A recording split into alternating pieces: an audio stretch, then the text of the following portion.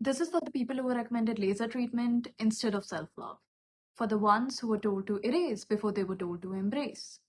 Hi, I'm Khushi, and I used to be insecure about my skin tone. Born in a country where fairness is currency, I felt like I came up short. Darker than most of my relatives, I stood out, but not in the way that I wanted to. But that didn't hurt. The thing that clung to me, the thing that I wanted gone, was not my shade. They were the stars on my face, my moles.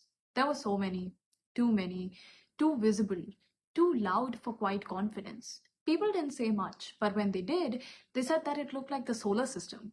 They would laugh and count my moles. One, two, three, until I lost count of how many times I wanted to disappear.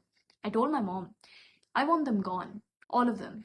I googled laser treatments like they were prayers and prayed to be seen for anything else. But then COVID hit, and somewhere in the stillness, something changed. Maybe books, podcast, or maybe just the quiet, but the shame had soon begun to unlearn itself. One day I looked into the mirror, and for the first time ever, my reflection didn't fought back. Same face, same moles, but something had changed. I felt pretty. I wore them to a pageant, and when they tried to cover my moles with foundation, I took a tissue and wiped them off.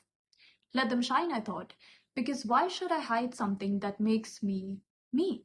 If you would ask me now if I would ever get them removed, my answer would be hell no, because I wouldn't be fully me without them. Isn't it funny how the things we often hate the most end up becoming the very things that we couldn't imagine losing? So, if you're holding on to something that you can't stand right now, hold it anyways. Hold it gently. Hold it like how you would hold a bruised version of yourself.